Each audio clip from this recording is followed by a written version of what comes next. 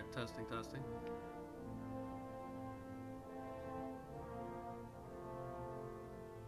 Alright, testing, testing.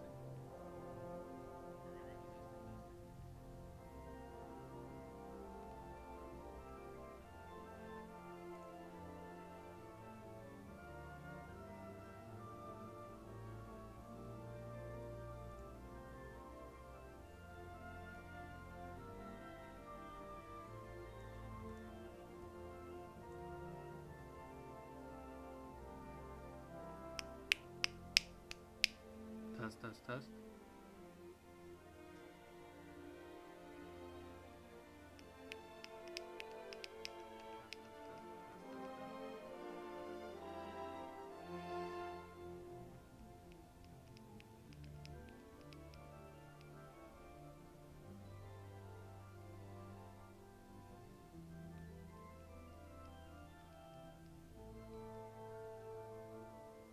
Alright, let's see if this works.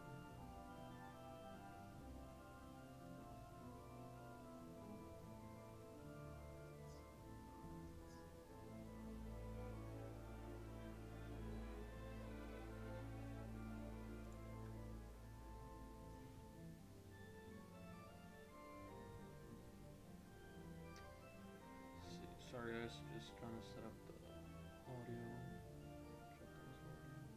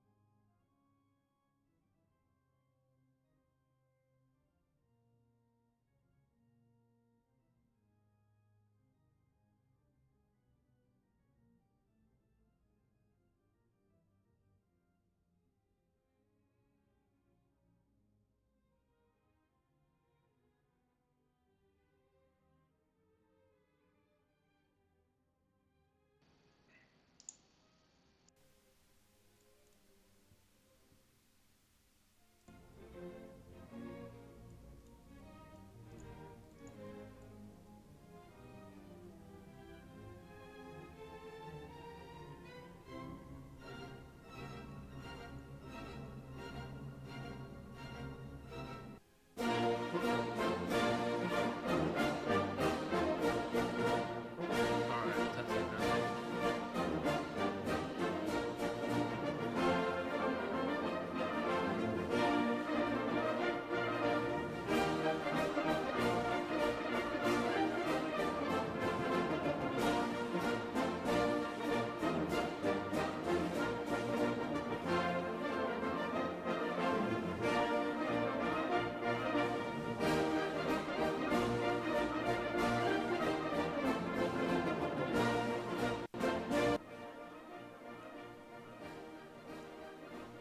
Alright, I think we're good. Getting there. Alright, I think we're good.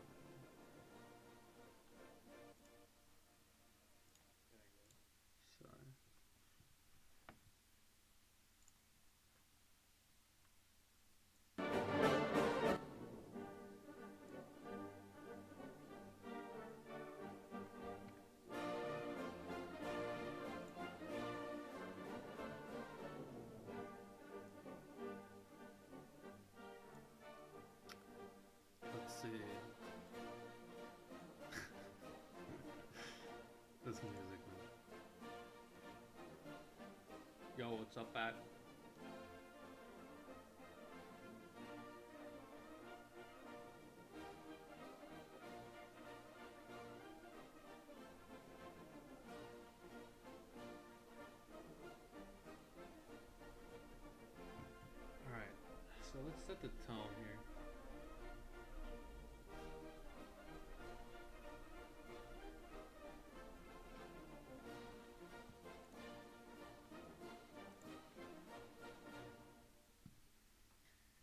Okay. I don't know if this is the right music, not gonna lie. The first song was really good. So I was trying to find a Tartarian music.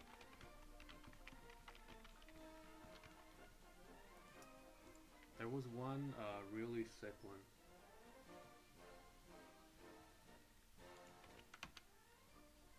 Let's see. This one. This one is like the perfect one, man. For investigating the Tartarian mysteries. I don't know. We might just have to do this one on repeat.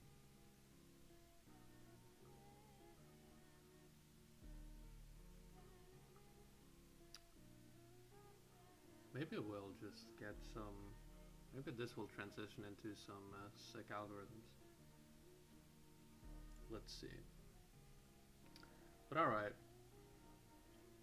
So we'll maybe have a couple of stop-ins, check the music. But for now, let's delve into the topic of ancient Tartaria. And we're going to start with this discussion that's from a website called stolenhistory.org. There was a thread started here back in, let's see when this started. It's back in 2018, so a couple of years ago. They started this. Yo, what's up, Lawnmower? So back in 2018, I guess around the time when this stuff was kind of arising, the way I remember it is that this topic came up kind of, it's probably been around for a long time, but as for when it got kind of traction on the internet, it's probably a few years ago. I remember discovering it. This kind of ties into a lot of the flat earth people. They start, you know, usually it goes like flat earth, then you start doubting history, and so people start looking into kind of alternate, maybe hidden aspects of history. And this kind of came out, was that there was this story of this empire that basically nobody had documented, and it kind of doesn't make sense if you think of how big it was. And people started linking up all the shared architecture between a lot of both Eastern European but also Western European cities. You see a lot of the similar architecture, and the stories behind it kind of seem a little bit garbled, let's say. Oh no, this is terrible. We got the wrong music. Alright, let's just go ancient empire music. This is not the thing. Let's see how this works. Alright, this could work. Alright, hopefully the sound is okay. There's a couple of people watching it at least. Could you guys confirm just that the mic is working okay, or is it alright? It's probably gonna get taken down for copyrights, but I don't really give a shit.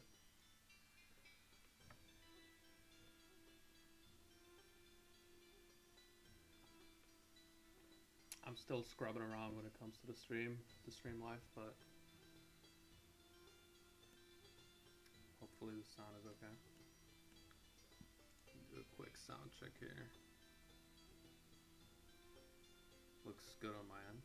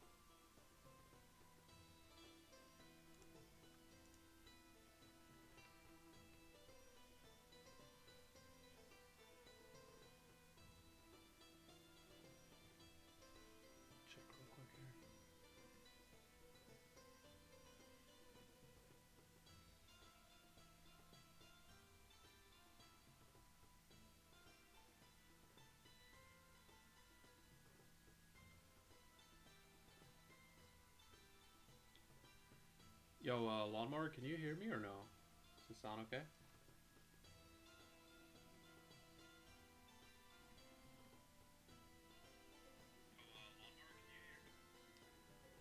Alright, alright.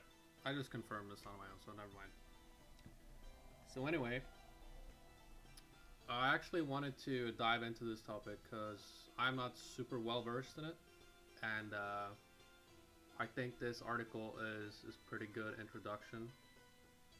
So let's just dive into it, find out what is really the story. This piece really tackles it well. So it starts off. There's a ancient map, apparently from 1771, where you have this giant piece of essentially Russia and all of the surrounding land masses, where is called, or rather, northern parts of Asia, bounded by Siberia on the north and west. This is called Great Tartary. This is the supposedly the original text that encompassed came along with the map. The Tatars, who lie south of Muscovy and Siberia, are those of Astrakhan, Circassia, and Dagestan, situated northwest of the Caspian Sea. The Kalmyk Tatars, who lie between Siberia and the Caspian Sea. The Uzbek Tatars and the Mongols, who lie north of Persia and India. And lastly, those of Tibet, who lie northwest of China. And I always found it interesting that Tartarian Empire supposedly encompassed as well the country of Tibet, because there's a lot of interesting things coming out of Tibet.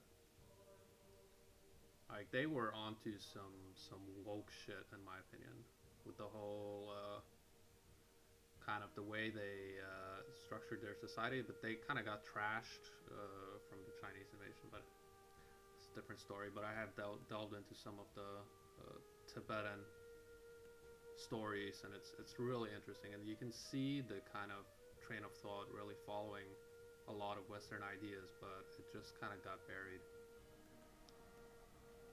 So, right. So yeah, this is the text. So basically, Tartaria, according to this text from 1771, which is the 1771 edition of the Encyclopedia Britannica, Tartaria included these countries like Siberia, and then there's these outdated names. I'm not sure what they're referring to. Astrakhan, Circassia, Dagestan, situated northwest of the Caspian Sea. So the part that's northwest of the Caspian Sea was included in the Tartarian Empire. Right, right. Interesting. So let's move on. So then he compares this to the description given by Wikipedia, which is always interesting. So, according to Wikipedia, Tartary, Latin Tartaria, or Great Tartary, was a name used for the Middle Ages. Was a name used from the Middle Ages until the 20th century to designate the great tract of northern and central Asia, stretching from the Caspian Sea and Ural Mountains to the Pacific Ocean, settled mostly by Turco-Mongol peoples after the Mongol invasion and the subsequent Turkic migrations. And this is pretty hilarious if you think of, if you watch the latest couple of Owen Benjamin streams, where basically the topic came up of, the myth of Genghis Khan, and it seems kind of illogical to say the least. A lot of the narrative behind that guy is sketchy, and a lot of people have questioned it, like how legit was really that story of Genghis Khan. So it is interesting that it kind of ties into that. So basically, according to Wikipedia, it's not some empire; it's just a name for a landmass which was settled by these kind of simpletons. Interesting. So then you have this text from 1701, from, I guess, a text called Empires, Kingdoms, and States. There's a link here. A system of geography. The country of Tartary, called Great Tartary, to distinguish it from the lesser Europe for its boundaries on the west. On the west, the Caspian Sea and the Molchovik Tartary. On the north, the Scythian or Tartarian Sea. On the east, the Sea of Chymithes and the Strait of Feso, and on the south, China, India, or the dominoes of the Great Mogul and Persia. That it is apparently the largest region of the whole continent of Asia, extending itself far both towards the north and the east. In the modern maps, it is placed within the 70th and 170th degree of longitude, excluding Tartary, as also between the 40th and 72nd degree of northern latitude. Alright. So there's some fucking 1700 English there for your ass. So, the claim here from the guy writing this is Tartary was not a tract. Okay, so the mainstream narrative is basically that Tartary was just this geographical location. It was a name for a geographical place. You know, it's describing, well, this was the area, blah, blah, blah. So this is disputed by this guy and by a lot of other people. So to add some credibility, or to take away some, to the story, below you can find an excerpt from the CIA document declassified in 1998 and created in 1957. Alright, so this supposedly, you know, take it as you will, but supposedly this is a CIA declassified document where they describe, so the text reads, or let us take the matter of history, which, along with religion, language, and literature, constitute the core of a people's cultural heritage. Here again, the communists have interfered in a shameless manner. For example, on 9th of August 1944, the Central Committee of the Communist Party, sitting in Moscow, issued a directive ordering the party's Tartar Provincial Committee to proceed to a scientific revision of the history of Tartaria, to liquidate serious shortcomings and mistakes of a nationalistic character committed by individual writers and historians in dealing with Tartar history. In other words, Tartar history was to be rewritten. Let us be frank, was to be falsified in order to eliminate references to Great Russian aggressions and to hide the facts of the real course of Tartar-Russian relations. And this was no isolated case. In every Muslim area within the USSR, historians, on the orders of the Communist Party, have rewritten history to distort the facts so that the Russians appear always in a good light.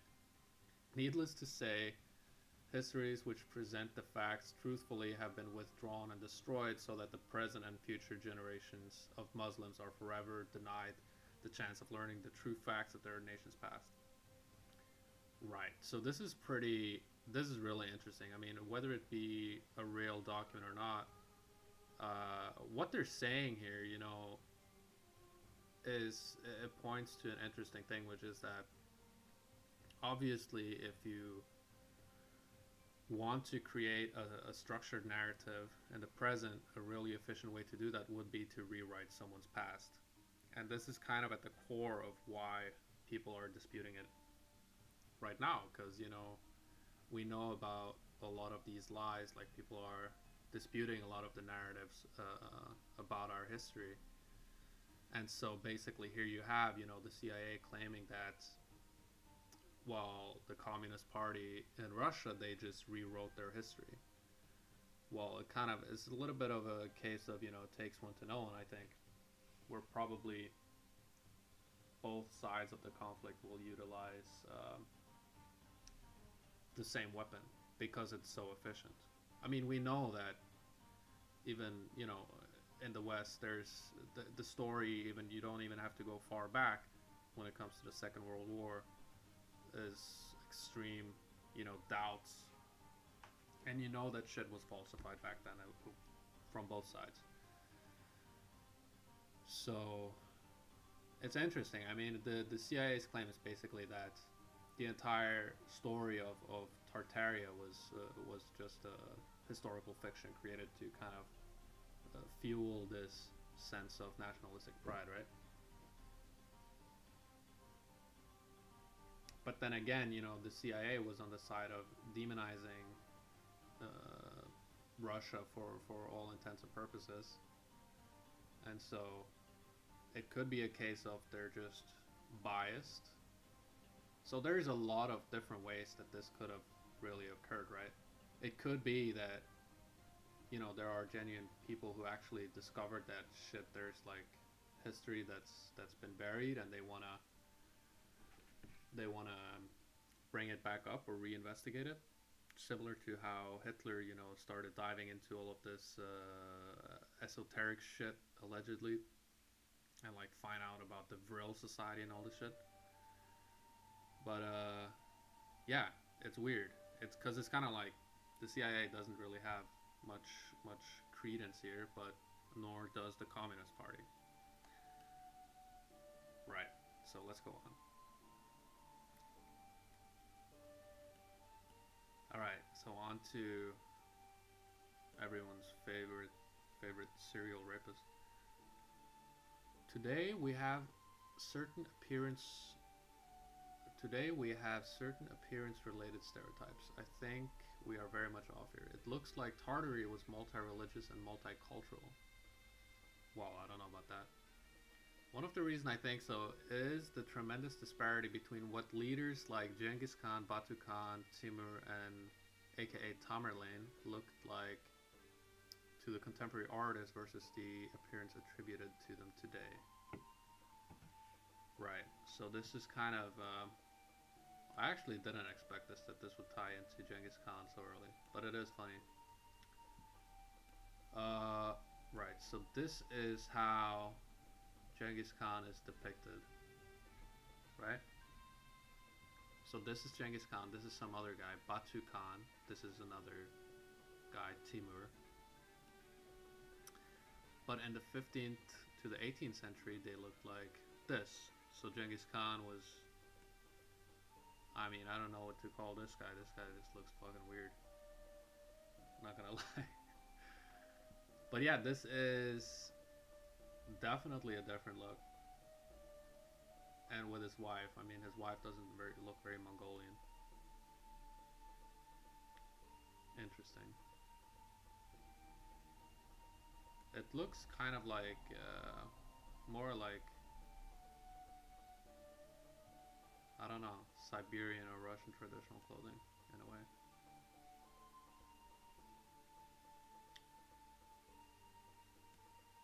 Oh, these are all Genghis. Alright. So, a bunch of different pictures. So, this guy, I mean, here he looks very European for sure. And this doesn't really strike me as, you know, just a Mongol kind of nomad warlord type. This looks more civilized. Then you have these other guys. Timur. Interesting.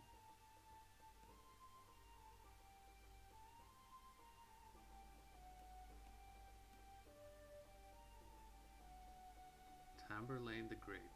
I mean, he looks... So I'm not sure if these were supposedly all like offspring of Genghis, or if they were... Let's see. Who's these guys? Who is this Timur guy?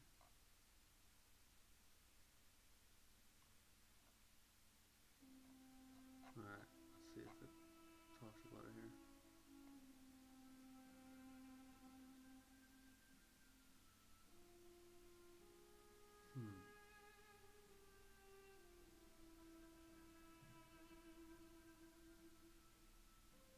Alright.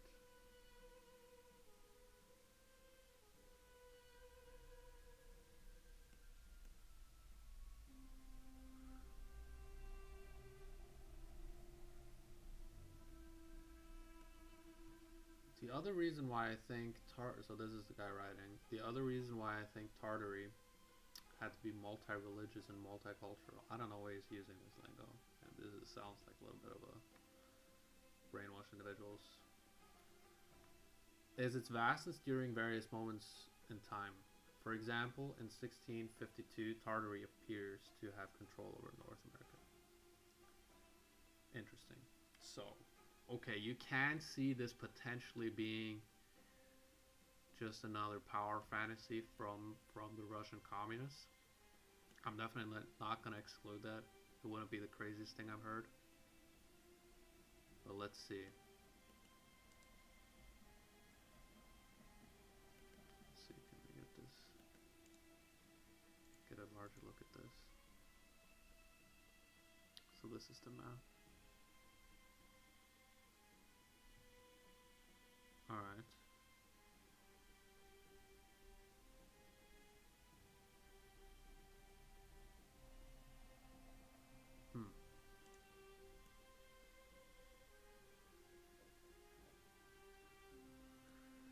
So the cover-up. The official history is hiding a major world power which existed as late as the 19th century. And I mean, if that's true, that's fucking crazy. Not gonna lie. Tartary was a country with its own flag, its own government, and its own place in the map. Its territory was huge, but somehow quietly incorporated into Russia and some other countries. This country you can find on the maps predating the second half of the 19th century.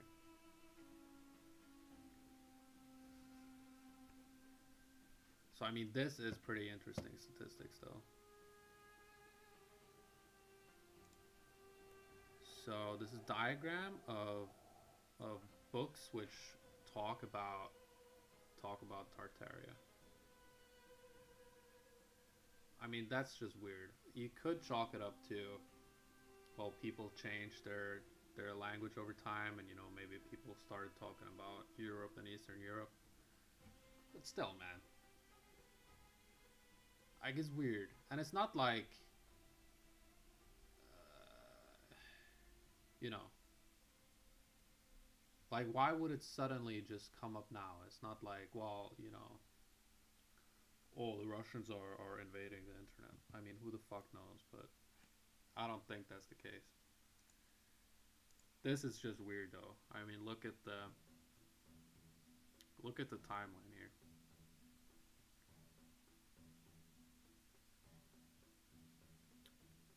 So you had a peak around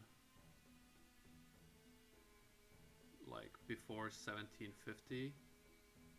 There was a lot of stuff written about it. And then after 1900s, shit just fades away.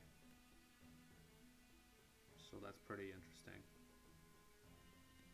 Yet sometime in the 18th century, Tartary Muscovite was the biggest country in the world. The fuck? Yet sometime in the 18th century, Tartary Muscovite was the biggest country in the world. Oh, I see.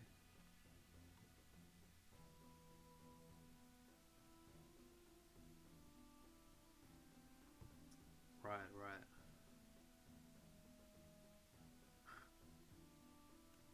I don't know where this is taken from, but I'm guessing it's from, probably, it looks like it's from the same Encyclopedia Britannica. But yeah, it was basically listed as a country that's 3 million square miles. So this is interesting. So let's have a look at some of the pictures here.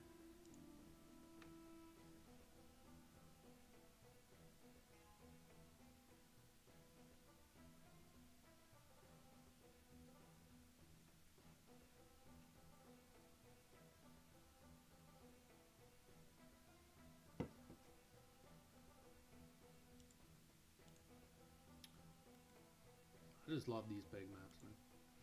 These maps are so cool.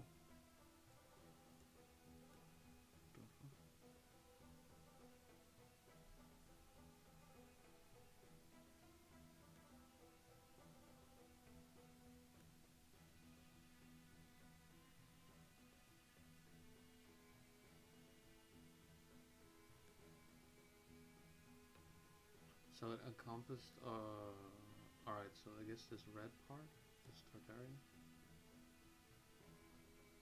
Hmm. So it looks kind of smaller here.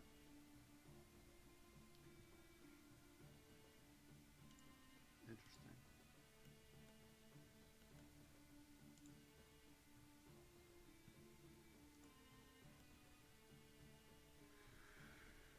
All right. Let's keep reading. Tartary had its own language, flag, crest, its own emperor, and of course its own people.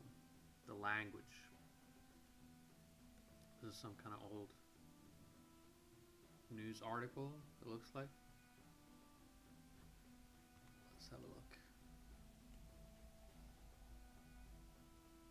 Mad Anna Bishop, encouraged by the great success attending her previous concerts and by the, so this is an old ass news article. I don't know when it's from.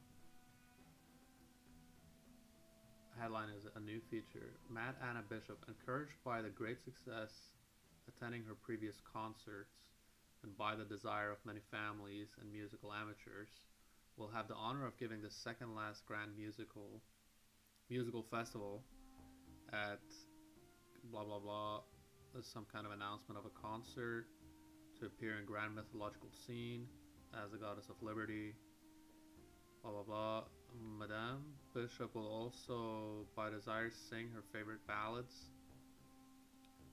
Blah blah. Blah. Entertainment sustain 7 distinct characters, an appropriate costume, and sing in 6 different languages: Russian, German, English, French, Tartarian, and Italian, comprising of the most brilliant gems of popular operas. Alright, so apparently Tartarian had its own language, or at least it was mentioned before.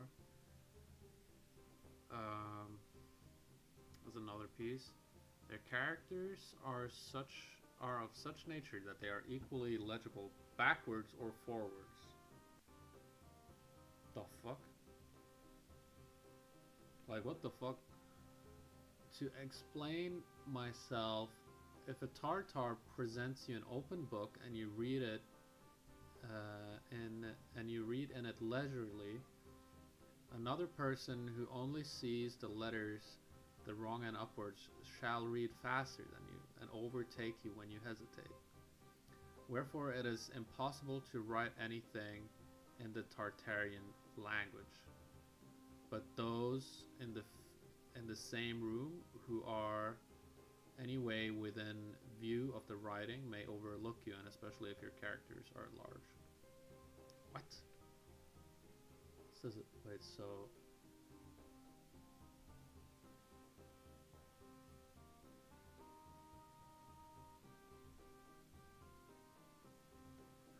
Oh, I see. So you can basically. You can read upside down. So, like, if you're sitting reading a book and some guy sits across the table from you, they can read the same thing. I mean, that's fucking weird. Interesting. Notwithstanding all this, there is not a Tartar but prefers his native language to all others, and thinks it the most beautiful and copious in the world. It is the general foible of mankind. Everyone has a good opinion of himself, his country, and language, and in the persuasion that no other nation possesses the same advantages. Sorry, it's like the F's are S's here. This is a little bit confusing. High opinion of himself, his country and language, and a persuasion that no other nation possesses the same advantages. Brands them all alike with the name of barbarous. Father Paranin, to whom I am obliged of the remarks on the Tartarian language, had no little trouble to weed his prejudice out of mine, of the emperor's eldest son. This prince, who was then about 35 years of age, imagined that it was impossible to render even the words of his native language, much less the majesty of his style, into any of our barbarous tongues. Hmm. So some kind of prince who wanted to translate it. I must write to Father Suarez, said he, to recommend an important affair to him. But as he don't understand the Tartarian language, I'll dictate what I have to say, and you shall translate it for me into Latin, which, as you have often told me. So, I mean, it's pretty obvious. I mean, if probably these articles are true, probably it's not just some bullshit. I mean, we can have a quick look at the source.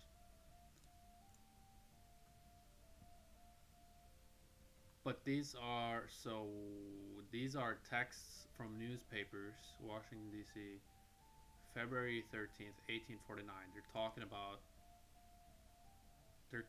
Tartarian languages, and supposedly this prince having to translate from Tartarian because it's difficult to translate to Latin.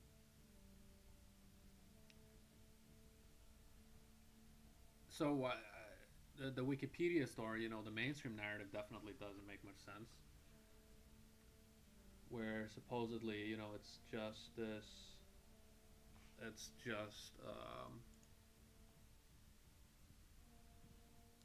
just a geographical location. That seems to be pretty obvious. It's not the case.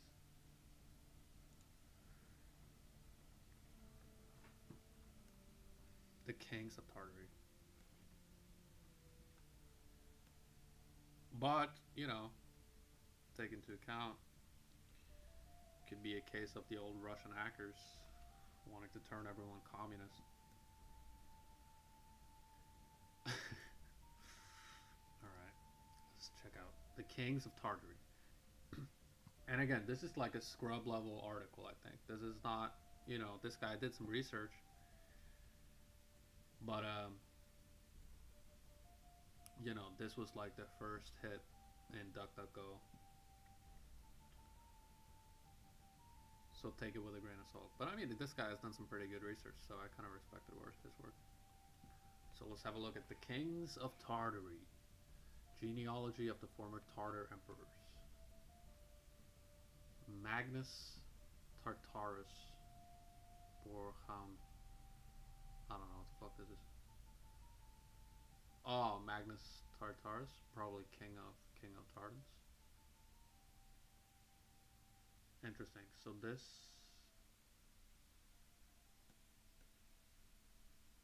Whoa.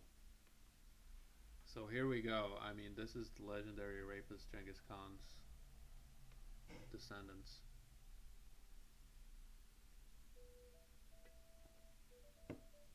Allegedly.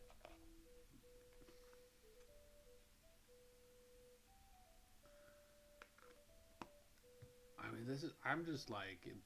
These documents are just straight up so. So cool. I mean, why don't they make documents like this anymore? So where's old Genghis? Where does it start? Oh yeah, here we go. So Genghis at the bottom center.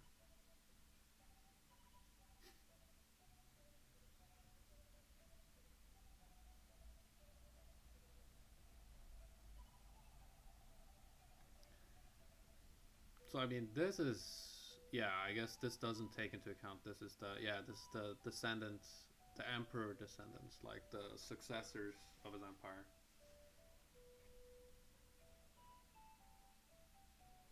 So I mean, this is not taken into account the supposed what was it, 2 rapes a day that one came out.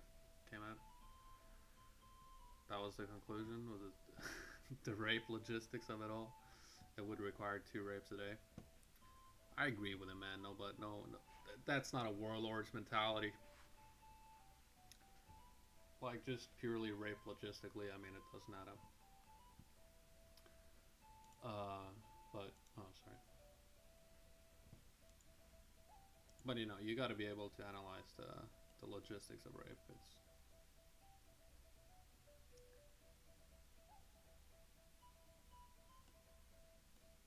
all right. So let's see.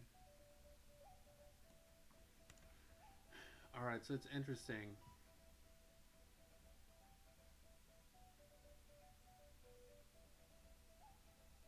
So this is basically a part of the same document as that you have this map called Tartaria. But here's my thing. When it comes to like, because there is, you know, the mainstream explanation is that Tartaria is just the name of the landmass. And so I don't see, you know, just a map which shows Tartaria is not really convincing evidence of a conspiracy.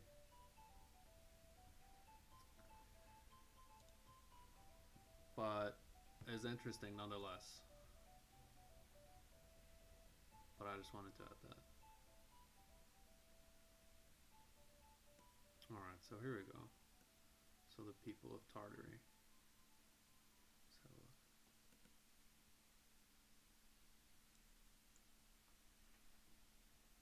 So they were pretty a Tartar gentleman.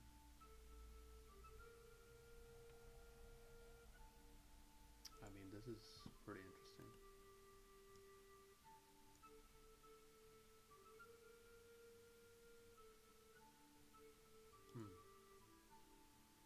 Because I mean, if these were, you know, like a people, like back in the day, they were referred to as the Tartarians. Why isn't this ever talked about? Like that's my thing. You learn about, you know, ancient China, ancient Japan, you know, how did Australia came to be. This is a giant part of the world. Just even if it is just a landmass, why wouldn't you ever be informed about it? But of course, as we know, you're not told true history in school, so it does fit into that whole thing where if they were gonna hide it, they would obviously exclude it and never touch on the topic of Tartarian Empire in education, which is a fact. I mean, it never really happens. First time I heard of Tartaria was like looking up fucking YouTube mud flood conspiracy theories. Before that, I'd never heard about it.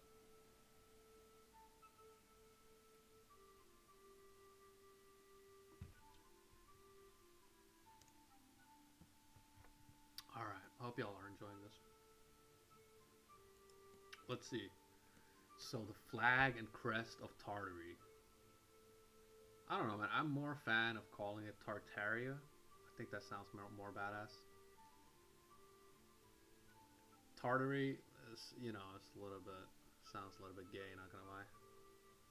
Tartaria. But okay, this is the ancient name. The flag and crest of Tartary had an owl depicted on it. The emperor's flag contained a griffin on a yellow background. All right. So let me just do a quick.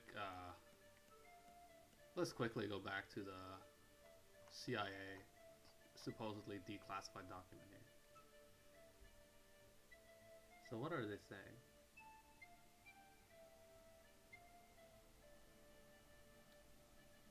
So this is again going back to the CIA. The claim of the CIA is that the Tartarian history has been rewritten, and that it's kind of elevated to this absurd level to inspire nationalism. So what they're saying is, for example, on 9th of August 1944, the Central Committee of the Communist Party, sitting provincial committee to proceed to scientific revision of the history of Tartaria, to liquidate serious shortcomings and mistakes of a nationalistic character committed by individual writers and historians in dealing with Tartar history. So first of all, how does the CIA even know this? Well, okay, they had spies, they were fucking James Bond. Probably not, though. I mean, what if, like, another story here could be that these documents had now been discovered about Tartarian history. It's another option, not saying that's the case, but... So...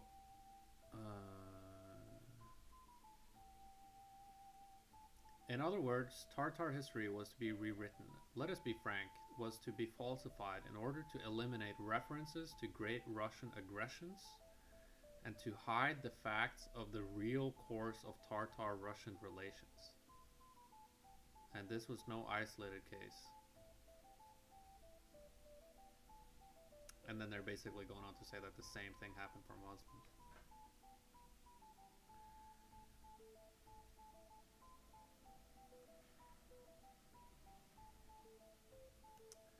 Yeah, Tartary sounds a little gay.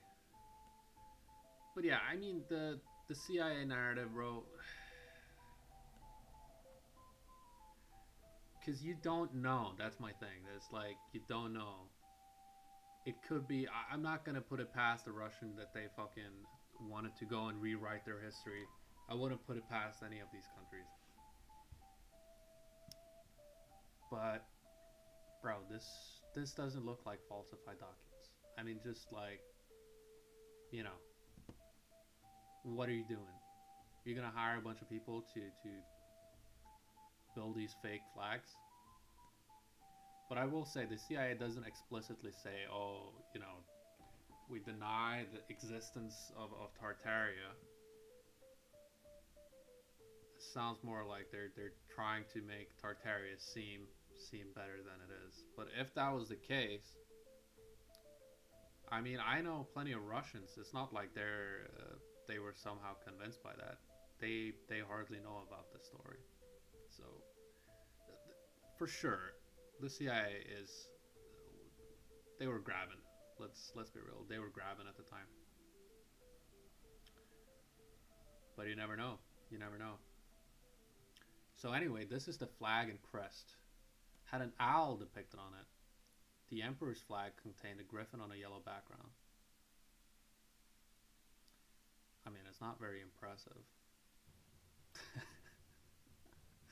Now that I look at it, I mean, the drawings, they're not that badass. They're not that badass.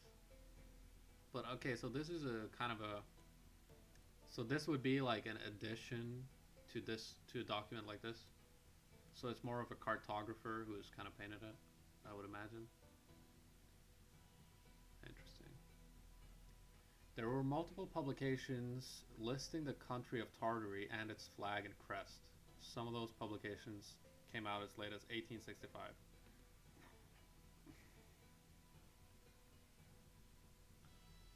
Alright. So this is pretty interesting.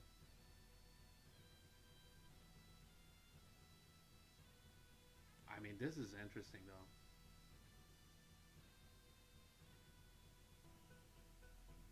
Bro, look at Liberia. Liberia was like the first state of the United States. Fucking Liberia.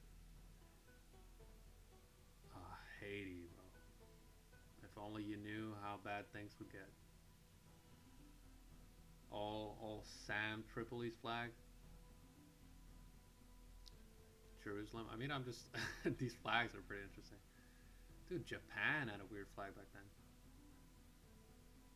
But pirates. I love how they include pirates flags. Interesting. What is this? Schoenberg. I think doesn't E. Michael Jones touch on this guy? I think he references him. Maybe it's another Schoenberg though. Standard Atlas. Standard Atlas of the world. Bro, just look at these covers, man. I'm a sucker for these old books. So cool. Let's look at this one. Ah, so this looks like Russian. This looks like a Russian document. Interesting. What do we really know?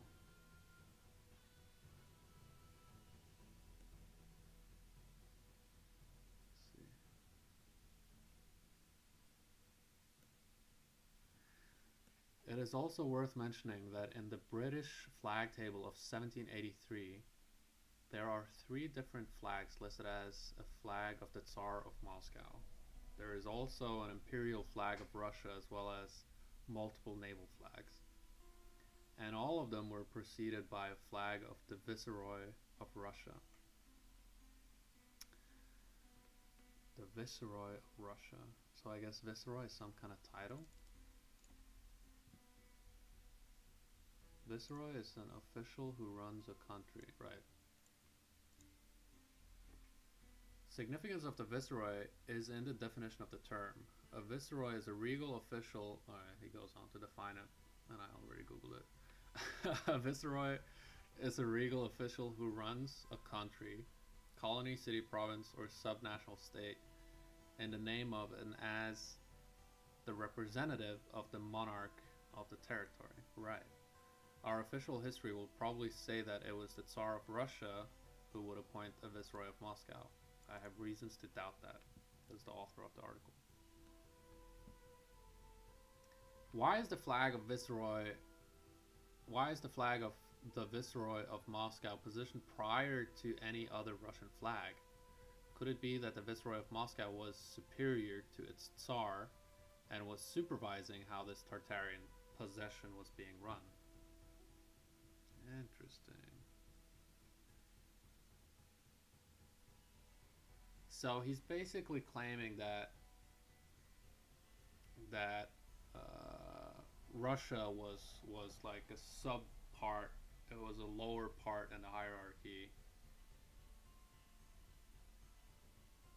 Wait a minute. Why is the flag of the Viceroy of Moscow? Okay, so he's basically speculating that the Viceroy was appointed by some kind of Tartarian monarch to rule over it. That's not gonna lie, it's far-fetched. It's a little bit far-fetched based on the ordering, but it is kind of weird, right? So you had the Viceroy of Moscow, then follows Tsar of Moscow, Tsar of Moscow, Tsar of Moscow. So 3 different flags. Pretty strange. I mean, when you put it in this pyramid scheme, it definitely looks weird. There is a growing opinion in Russia that the French invasion of Russia played out according to a different scenario. Oh shit. So this is the gravy. Just read this sentence. There is a growing opinion in Russia that French invasion of Russia played out according to a different scenario. I mean, this is just how you know the fucking good story is gonna come out. The one where Tsar Alexander I and Napoleon were on the same side. Together, they fought against Tartary. Essentially, France and St. Petersburg against Moscow, Tartary. And there is a strong circumstantial evidence to support such a theory. I mean, that's the fucking gravy right there.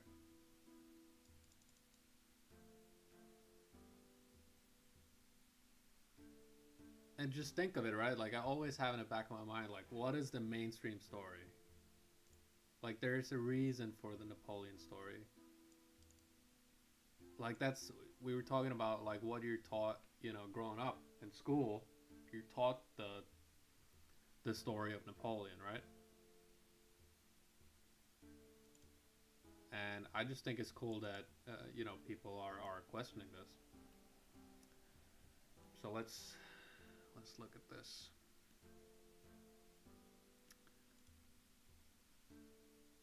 So so this is kind of the theory that was growing in Russia, was that in actuality, Tsar Alexander and Napoleon were on the same side, and they were fighting to destroy Tartary, which, if you look at what the world looks like today, it does kind of make sense if you're subscribing to this idea of, you know, these international conclaves that are basically allied, independent of sovereign countries, right? Something to consider. Questions to answer. St. Petersburg was the capital of Russia. Yet Napoleon chose to attack Moscow. Why? Well, you could think of several different explanations.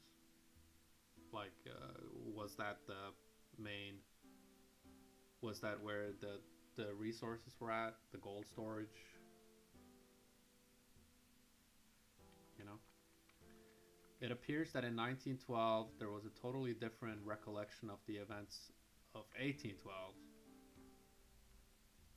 How else could you explain commemorative 1912 medals honoring Napoleon?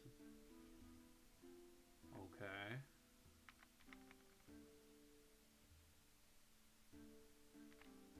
So let's look at some of these. So these are medals that were distributed, I guess, in 1812. So it looks like most of the medals are depicting Napoleon. Then there's one of Moscow. I believe this is Moscow.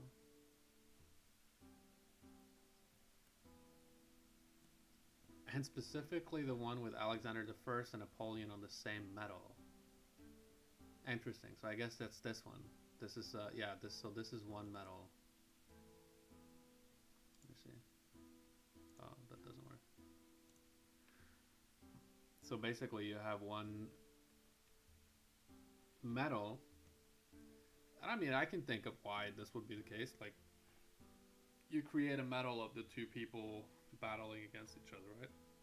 But his claim is that that was actually because they were on the same side. But let's go on. The below medal says something similar to strength is in the unity, will of God, firmness of royalty, love for homeland and people.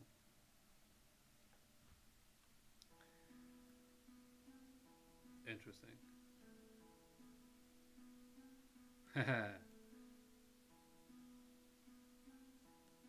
Oh, okay, so this is a bigger depiction of the same thing.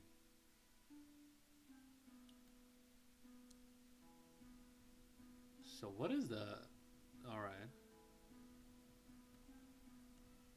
So the... Let me just quickly look at this.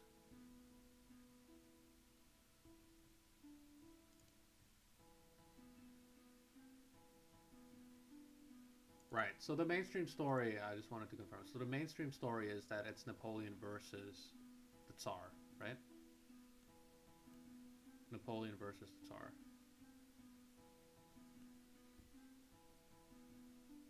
But then you have this depiction, I mean, you go with the symbolism.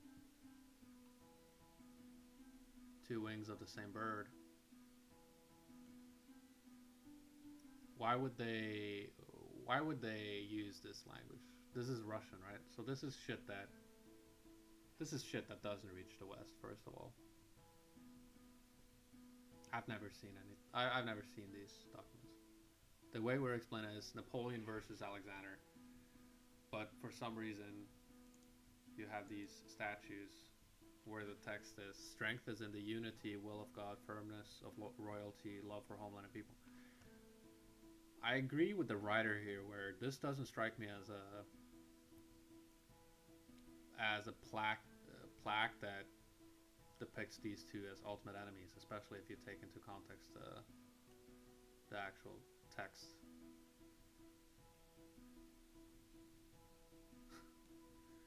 Yeah, comparing it to Hitler and Stalin. You gotta think of it though. I mean, the narrative is similar, right? Two rivaling empires, kind of going at it. Let's continue. Similarities between Russian and French uniforms. There are more different uniforms involved, but the idea remains they were ridiculously similar. So again, we're looking at circumstantial evidence, and we're doing it for the gravy. So let's have a look.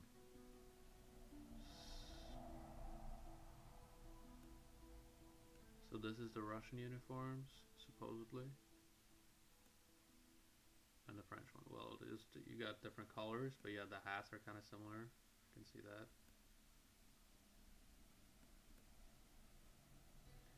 There was one additional combat asset available to Russians in the War of 1812, and that was the militia.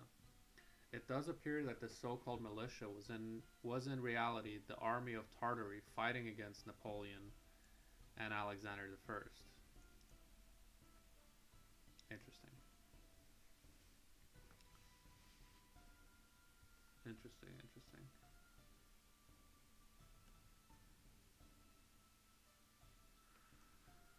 Russian nobility in St. Petersburg spoke French well into the second half of the 19th century. The general explanation was that it was the trend of the time and fashion. Google contains multiple opinions on the matter. Following the same logic, USA, Britain, and Russia should have picked up German after the victory in World War II. Right. So that is a pretty compelling argument in my opinion. Where why would the Russian nobility in St. Petersburg speak French?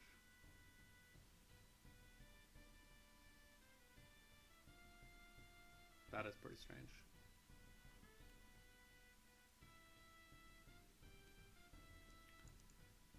Alright, then there was some gay fan fiction about it.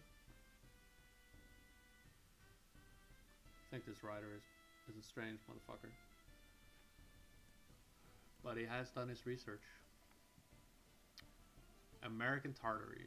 The jury's still out on this one, but there are some indicators that Tartary was present in the North American continent as well. There obviously are no official historical accounts, but some bits and pieces of info suggest that. And I think that's where the gravy flows, because if you look at America, the real thing, I think the thing that he hasn't touched on thus far, I believe this might be the end of the article. Yeah. So, again, he hasn't even touched on the architecture aspect, which is that you have a commonality of architecture all across Europe. These dome structures, these magnificent kind of epic looking buildings essentially. And you see the same architecture also in the US, which there is no really good explanation for. If you look at the background of these buildings, it's basically like oh, this was built by an architect and a mason who wanted to build a beautiful house for his wife, and then he died with no legacy. Like, it happens over and over and over again, those stories. And he had, so that's really the tie that makes me think there was a presence in America as well. But I mean, it's all in all, I think this article used some of the weaker arguments. I think the idea that in Russia they're questioning kind of the Napoleon versus Alexander narrative is interesting. That's a good point.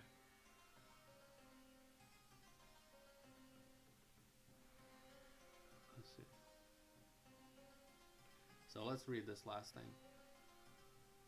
So on the Tartarian presence in America. Having achieved this conquest, the Tartars and their descendants had probably a much harder task to perform. This was to subdue the more ferocious and warlike European colonists who had entrenched and fortified themselves in the country. After the arrival of the Tartars, or Indians as they are now called, in the particular parts they had settled themselves in along the region of the Atlantic. Yeah, I mean, like, where the fuck do these buildings come from? Like the what is it called?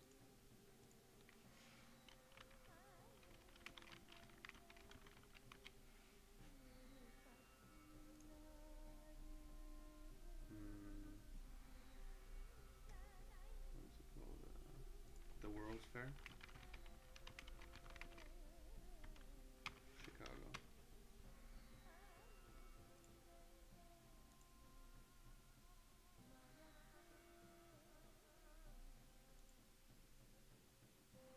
Like this shit. You know how the mainstream narrative of some of this shit is that these were basically buildings that were using like kind of fake material. I don't know, like, but the equivalent of plastic at the time. Like, dude, what the fuck? And then Tesla was you know, supposedly this is where he did his presentations of the lights.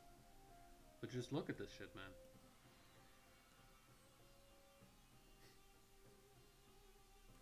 And this is the really interesting, like, I think this is why people have kept at it, is because you see this architecture reminds you a lot of what you see in particularly in Russia, but other parts of Europe as well. You see the structure. But yeah, that would be something to tackle next. This was kind of just a brief overview, and me myself reading back up on the subject. I thought this was an interesting take on it. The symbology of Napoleon versus Alexander. The fact that they could have really been allied against the Tartarians. The flags are definitely interesting. I think this idea that Tartaria was simply the name of a landmass, which is kind of the Wikipedia story, doesn't make sense. If you believe these, you know, historical documents, if you believe that they weren't just falsified by the Communist Party, which honestly could be the case, but it looks like that's not really the case. Because you also have Washington newspapers talking about mentioning the Tartarian language. And if you're simply the name of a landmass, you know, like Oceania or whatever, you don't really have a language. You have individual countries within there. And then the idea that it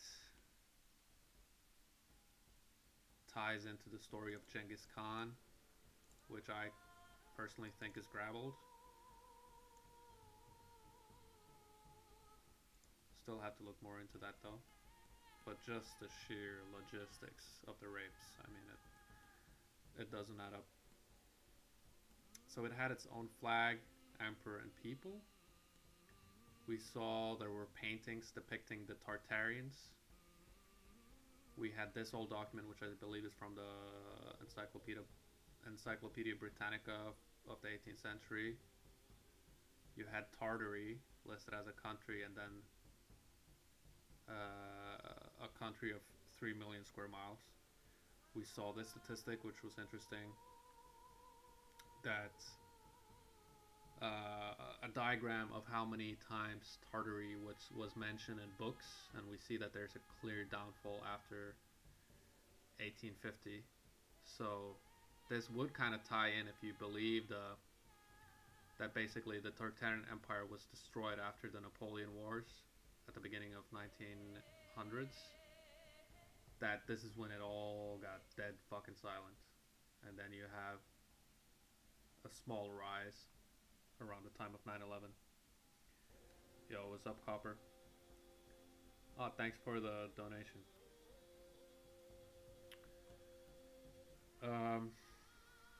Yeah, so I mean, what is the agenda? That's also a good question, right? Hiding history, and this train goes so deep.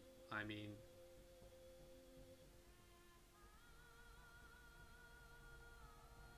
that's something we have to look more into. But this was a brief introduction to the circumstantial evidence that kind of points towards that history has been grabbed in some way or another.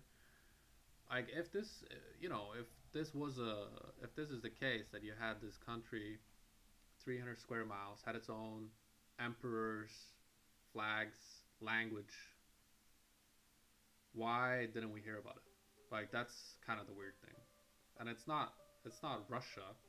It's separate from Russia, but it's giant. And it, in these areas you had amazing architecture, and it's mentioned in a lot of texts, and it ties in with the idea of Genghis Khan being depicted as more of a European-looking guy, not just this Mongol, slanty-eyed serial rapist. Like, look at this, man. This doesn't look like when you're in school. This is not how you're taught Genghis Khan looks like.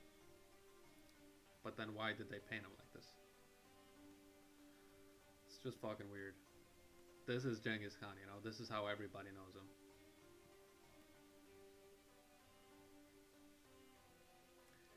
And then we had the CIA document, supposedly, just randomly declassified CIA document that happens to support the mainstream narrative that, the Russians, they hacked their own history.